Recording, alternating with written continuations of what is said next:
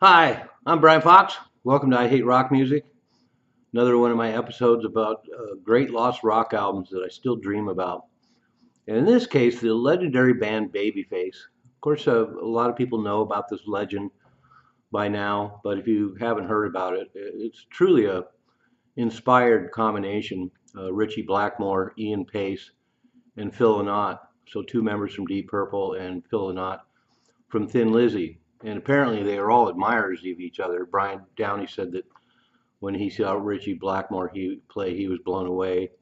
And likewise, when Ritchie Blackmore saw an early incarnation of Thin Lizzy in '71, he was amazed by Phil Lynott's singing.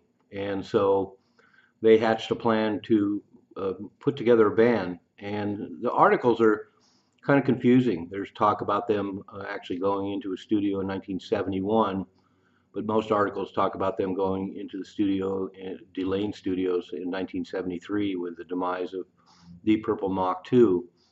And it's also interesting to read the comments from Ian Pace and Ritchie Blackmore. They talk about the fact that Phil Lynott was a amazing singer, but they said he was not a very good bass player. And in a power trio, they needed to have a substantial bass player. There's also talk that Paul Rodgers from Free was going to be brought in on vocals, but apparently he came and went pretty fast. And that makes sense. I mean, you wouldn't really need Paul Rodgers if you had Phil Lynott. And so they went in the studio, and once again, it gets confusing how many songs are recorded.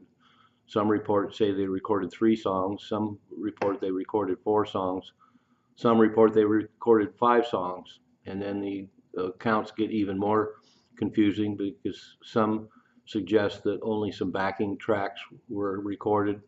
One source says that actually 4 songs were completed, and that Ritchie Blackmore himself says that they were very Hendrixy between his guitar playing and Phil Lynott's vocals. The other thing we know is that apparently when they first got together and recorded, they recorded 3 to 5 songs, and that they were all covers. And so they didn't really have the time to develop any new material, which is kind of disappointing. But one of the covers they did was Johnny Winter's No Time to Live off the Johnny Winter and album. So I'll put a link below so you can hear that song. When I listen to it, it's one of my favorite songs from Johnny Winter and when I hear it now and imagine Phil Lynott singing it and Ritchie Blackmore playing guitar on it, I can really hear it. But apparently the results were disappointing. They shelved it, and it's really unfortunate because it's kind of a dream band. And I'm also disappointed when I speculate that um, the discussion about Phil Lynott's bass playing, of course, he got to be a pretty great bass player as time went on.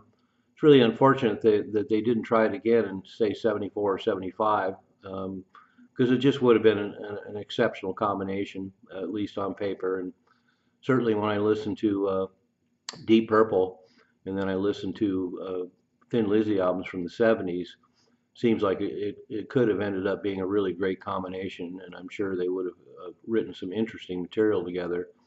And I, for one, don't have any problems with Hendrix comparisons. But wow, Babyface, it's too bad that it never happened. And it's another one of those moments in rock history where I still dream about that combination. And it's really a tragedy that it never happened. I'm Brian Fox. Thanks for watching I Hate Rock Music.